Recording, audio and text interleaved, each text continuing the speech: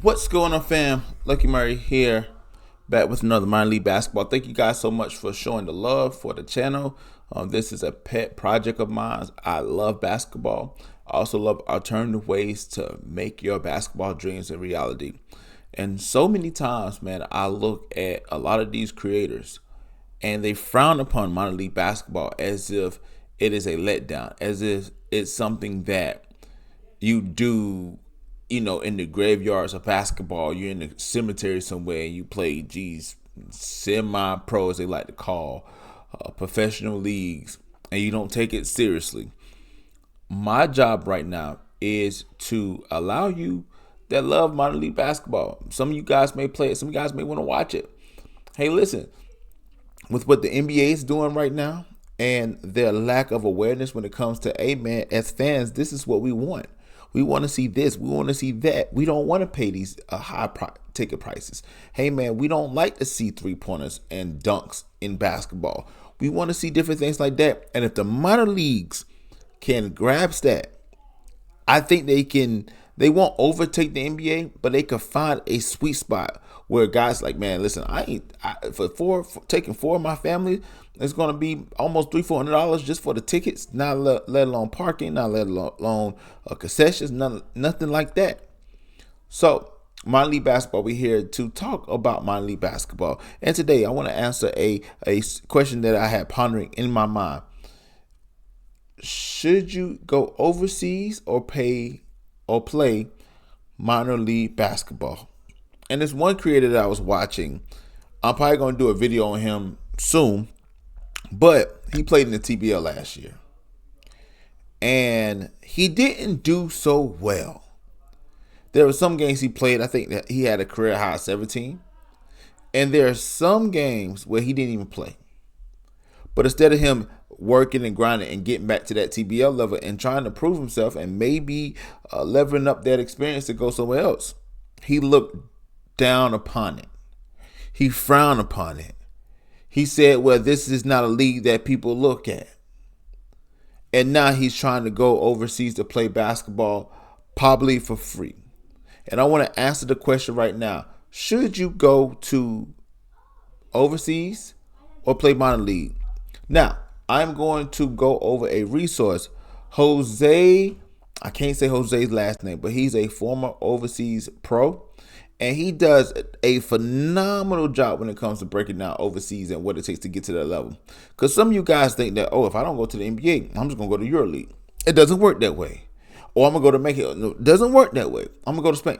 It doesn't work that way. You have to understand the game in order for you to know how to play it. So we will look at that chart, and I'm going to tell you the benefits of playing minor league basketball and how you can level up that experience to become a professional basketball player. So let's look at this, shall we? So we coming right here, right?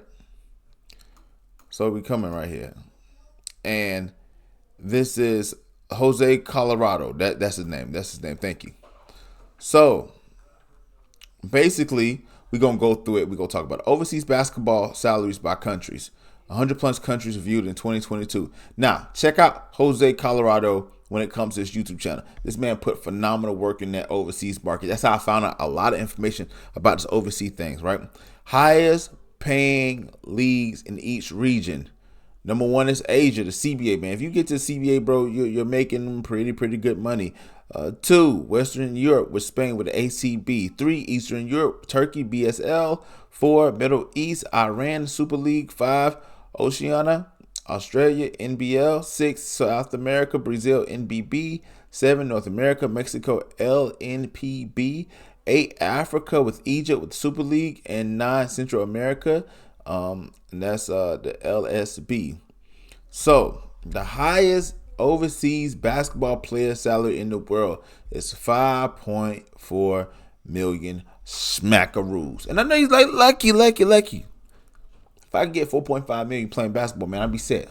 That's the highest. That is at the peak, right? In the NBA, that may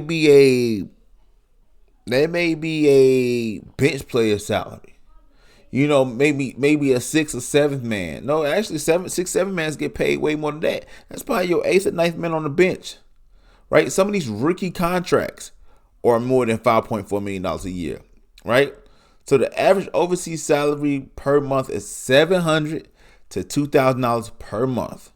So you mean to tell me that you would go overseas, abandon your family and your kids and your responsibility to go overseas to play in a country that you don't know the language, you're not familiar with, and to top it off, these are year-to-year contracts just for an opportunity to maybe play basketball again the following year if they pick up your contract?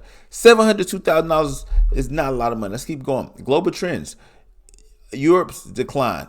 Europe has the biggest decline in overseas basketball wages from the top to lower divisions. It's not money in Europe when it comes to basketball. When you think of overseas, stop thinking Europe, right? So the top money markets is Asia, Middle East, and the top level Europe. So if you get that Asia market, you're probably making, six figures. Experience matters. Our research shows more experience years pros bring more money. So you're not going to come off the boat as a high school or collegiate athlete, got your 4 years, especially if you play D2, D3, NAIA, JUCO, whatever, and expect to get overseas, right? Asia's money. Asia is the highest paying region in the world. So how we get our information? They sample information from pro players, pro coaches, pro agents, media sources, 100 pro league analysts, right? Let's break this down. How much do overseas basketball players make? We went over this again. In overseas basketball, there is no universal player salary cap system, so overseas players' salaries can range from $100 to $1,000 per month. Lower levels to $2 to $4 million per year, depending on the league. Top tier Asian CBA and European ACB overseas leagues pay the most. I know it's a massive range in overseas basketball wages, but that is how it works in overseas basketball. I put the pay system in tiers. So here's the tiers. I'm telling you, this brother broke it down. You're an elite player if you're making 10 racks a month, right? $1 million and six-figure contracts. This is the best of the best in overseas basketball. A tiny percent of players make it here, but those that do are really living the dream. Bro, like you said, you're not going to be a D1, you're not going to be a low major D1 maybe. You're not going to be a D2, D3 player getting off 10 racks, right? Let's go down. High, $4,000 to $999,000. I said it, $9,999. Let's say that. Players can begin to live completely off their salaries in the pay grade as long as they are playing the majority of the year. It will likely take years if you ever get to this amount. So for you to make 4 racks a month, you got to be playing for years in order to get that amount. And you want to chase this overseas basketball career. Let's go. Average $700 to $2,000 a month. The vast majority of players settle into this pay bracket. You will still need to get another job at this stage. But hey, you're making some decent cash playing hoops.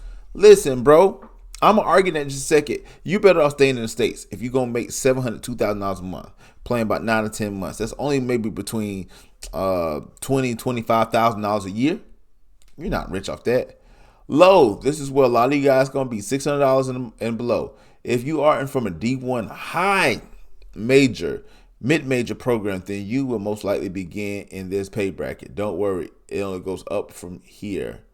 So let's start right there, man. I gave you a lot of information. So here's what I'm going to say real quick. Why choose minor league? I say choose minor league. Why? Number one, most games are on the weekends. You can get a job Monday through Friday and actually set your job up so that you're off the times when practice are at. If you know y'all practice in the evening time, get a morning job. Get off that morning job, go to practice. Then you can also have money to pay for training. You can also have money for nutritionists. You can also build a steady source of income while you're trying to make your dreams into reality. Look at it like this, right?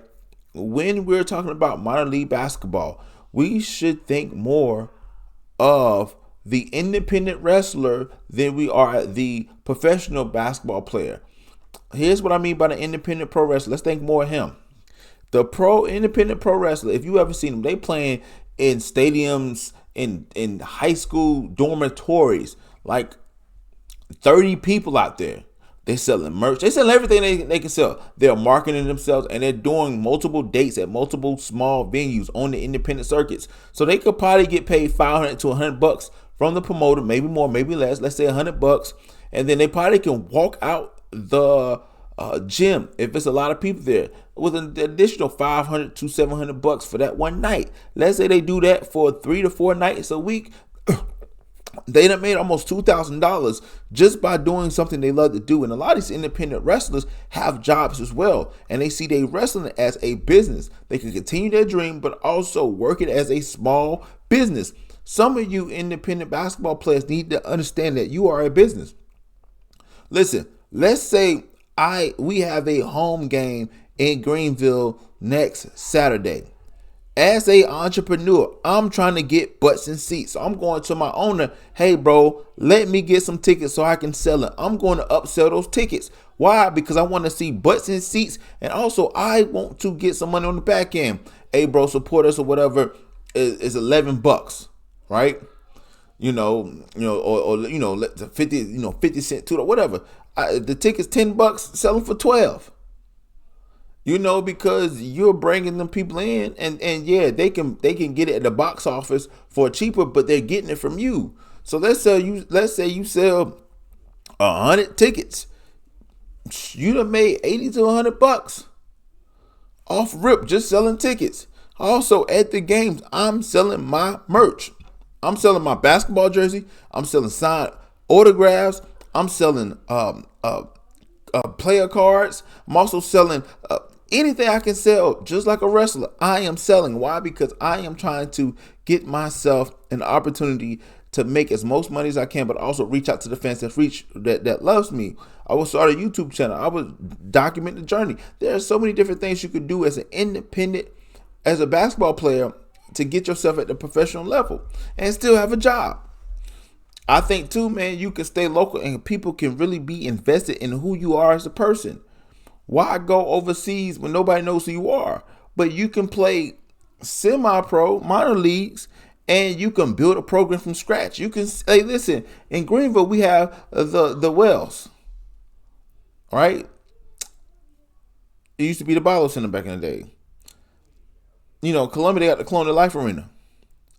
These places will let you rent there if you pay the bill. And some of us minor leagues like, man, listen, how can we get 5,000, 10,000 people seeing us play? Right? Less of, let me just show up and play basketball because I'm God's gift to basketball. And man, listen, how can we invest in this business to make it grow? Most basketball players fail because they don't see themselves as a business. They see themselves mostly as a commodity. What can you give me? And that's why I love the independent wrestler, man. The independent wrestler show up with 20 shirts and trying to sell all 20 out. Even if he had to print the shirts himself, he's trying to sell out all 20 shirts that he brought with him. Most basketball players, they don't even bring not a single person to their games. Their games be empty. They can bring 5 to 10 people. They don't even take the time to post on Facebook, on Instagram that they got a game. If they do that, that's it. They're not going out here grinding, going to barbershops. Hey man, come see me play. They're not going to their local high school trying to get those kids that's playing. Hey man, come see us play. They're not giving back to the community because it's all about them. But if you really look into it, bro, you can make way more than $2,000 a month just being a minor league basketball player, being an entrepreneur. And it's simple. I'm not talking about going and start and become a basketball player. Bro, you can referee. Referees make real good money doing the off-season high school referee. Bro, you could be a PE teacher. Bro, you could be a trainer. Bro, you could be so many different things like that. But if I look at it like a profession and I really get my business plan in order, all day, man, I'll play for a local team down the street and then you travel. You know what I'm saying? We get, and then take it seriously. Hey, bro, we get in a van. We gonna ride down there together as a team. Most guys I know that play semi-pro, they can't even make it to away games because they don't got no transportation. How you supposed to take a professional career seriously if you can't get your butt on the bus or when the game is, show up at the game.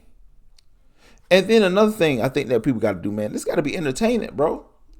Stop going out there thinking that you just hooping and nobody else watching. Nobody want to see two grown men crying about calls. Hoop. Hoop. You know what I'm saying? Like love the game.